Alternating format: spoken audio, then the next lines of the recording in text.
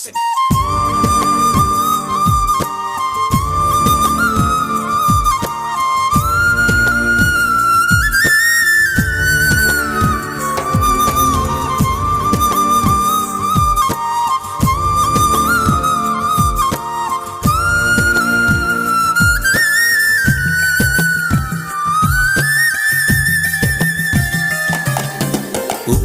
கடலோடு மேகம் உற்பத்தியானாலும் உப்பு தண்ணீரை மேகம் ஒருபோதும் சிந்தாது.